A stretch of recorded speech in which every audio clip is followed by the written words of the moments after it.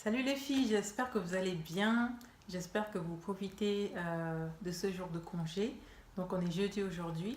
Alors aujourd'hui je voulais vous montrer comment est-ce que il faut se démêler les cheveux. La plupart du temps, la question qui revient souvent, c'est comment se peigner les cheveux sans les casser. Mes cheveux sont trop durs, mes cheveux sont trop secs, je n'arrive pas à les peigner. Et c'est notamment pour ça que je voulais faire cette vidéo aujourd'hui. Comme vous le savez déjà, ou du moins comme beaucoup d'entre vous, les personnes qui me suivent depuis longtemps le savent déjà, je me peigne les cheveux très très rarement. En fait, j'utilise voilà, un peigne vraiment peut-être une fois par mois et même. Et donc je vais, pour la démonstration aujourd'hui, je vais peigner mes cheveux. Et ça tombe bien parce que mes cheveux sont très secs. Et du coup, je vais vous montrer, vraiment pour éviter d'avoir les cheveux durs, je vais vous montrer comment faire. Alors, la première des choses, c'est quand vous dites que vous avez des cheveux secs, que le peigne n'arrive pas à entrer, c'est parce que si vous voulez, je sais pas, faire quoi que ce soit sur vos cheveux, si vous avez envie de les coiffer et que vous prenez un peigne comme ça, que vous enfoncez dedans, que vous essayez de tirer, ça ne va jamais marcher parce que effectivement les cheveux sont très secs et donc durs et donc le peigne ne peut pas rentrer dedans.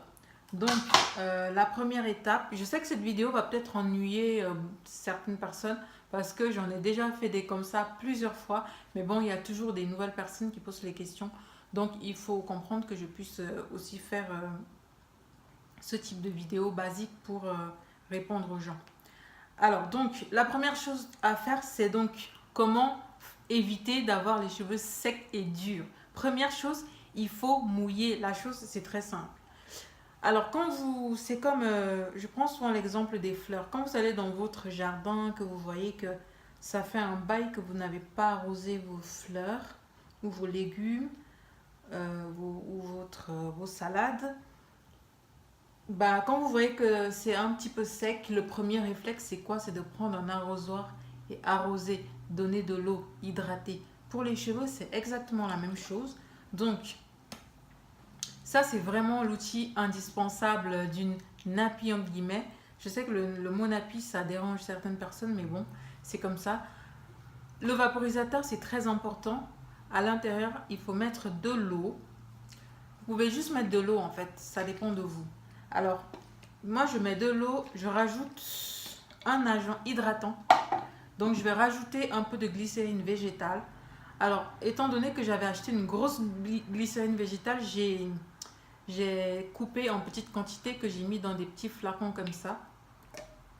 Voilà. Donc c'est beaucoup plus simple.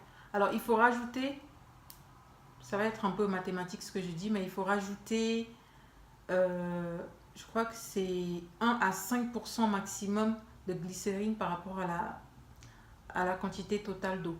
Alors moi, pour éviter de faire des calculs, je rajoute juste vraiment un tout petit peu. Voilà, je sais que ce que j'ai rajouté, c'est pas plus de 5% de la quantité totale de mon contenu.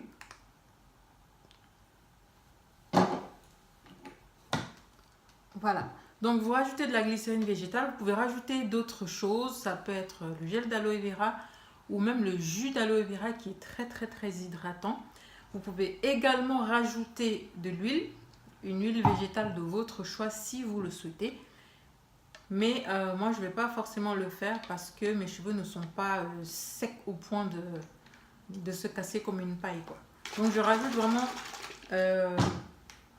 ce qui me convient. Et ensuite, je vais prendre une portion de mes cheveux.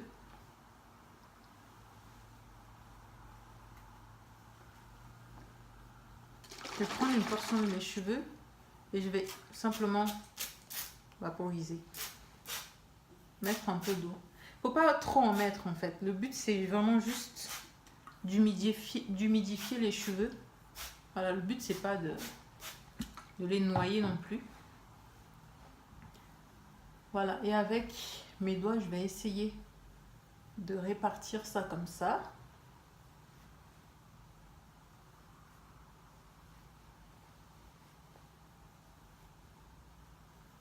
Voilà, donc là, je sens déjà la différence avec ce côté. Parce que là, c'est sec.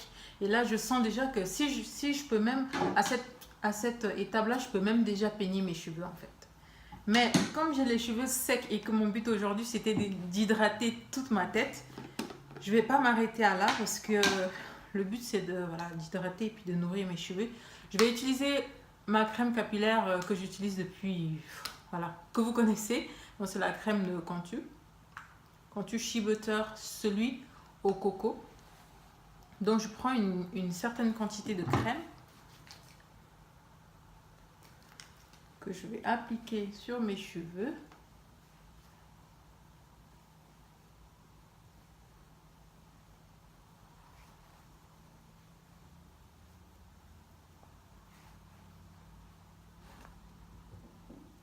Donc ça peut être une crème capillaire ou un lait capillaire.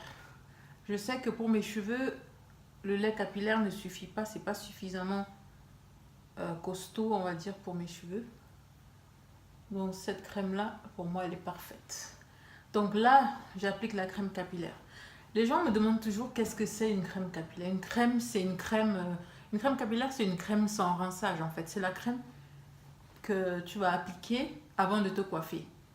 Donc là, tu appliques ta crème et pour sceller l'hydratation, donc sachant que la crème c'est fait à base d'agents hydratants et que ça se sèche assez facilement, on utilise une matière grasse en fait, généralement une huile végétale ou un beurre, donc le beurre de karité ou n'importe quel beurre, et on va mettre par-dessus. On va mettre par-dessus. Comme ça, la crème va sécher moins rapidement en fait.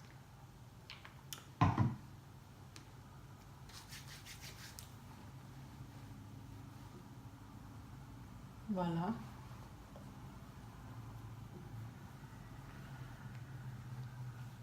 Voilà, une fois que c'est fait, maintenant vous pouvez vous peigner les cheveux sans que ça ne se casse, sans que le peigne ne se casse lui-même. Et donc pour peigner, il ne faut pas enfoncer le peigne à la racine et tirer, bah, sinon ça se casse. De toute façon, ça ne passe pas. Donc la technique, c'est vraiment de partir de là, de partir des pointes en fait. Et une fois qu'une petite portion est bien peignée, est bien démêlée, on passe à la portion suivante, petit à petit. Ensuite, on va remonter petit à petit. C'est comme ça en fait qu'il faut se démêler les cheveux. Sinon, vous cassez les cheveux inutilement et bêtement quoi. Donc petit à petit, on monte. Voilà. Et après, quand j'arrive par là, je vais même prendre qu'une toute petite portion. Voilà. Vous voyez? Arrivé là, voilà, le peigne, à un moment donné, il va passer tout seul.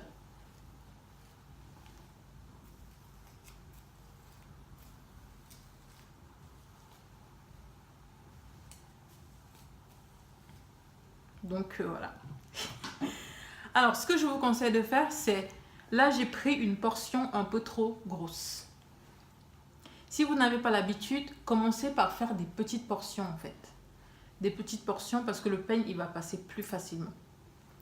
Donc, une fois que je me suis peigné les cheveux, ben voilà, mes cheveux ne sont pas cassés. Les cheveux qui restent sur le peigne, c'est la quantité normale de cheveux qui doit normalement se casser par jour. Vous savez qu'on perd une centaine de cheveux par jour, donc c'est normal qu'il y ait une petite... Ça, c'est pas de la casse en fait, ce sont des cheveux morts. Après, si vous avez une grosse touffe sur le peigne, là, c'est qu'il y a un problème quelque part. Alors, une fois que j'ai peigné mes cheveux, je vais simplement... voilà, j'ai l'habitude de faire mes twists.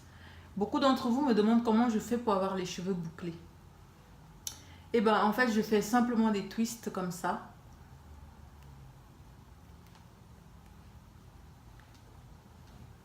Je fais simplement des twists comme ça. Et ensuite, le lendemain, quand je détache la twist, bah, j'ai des cheveux bouclés en fait. Il n'y a vraiment pas de miracle. La crème Cantu que j'utilise, ça, voilà, c'est une très bonne crème qui, voilà, je sais pas, je sais qu'il y a beaucoup de gens qui cherchent des crèmes exprès pour boucler les cheveux, mais ma crème que j'utilise là, franchement, mes boucles sont assez bien définies. Après, donc, j'ai pas besoin de rajouter de gel ni d'acheter une crème vraiment spéciale pour boucler mes cheveux, quoi.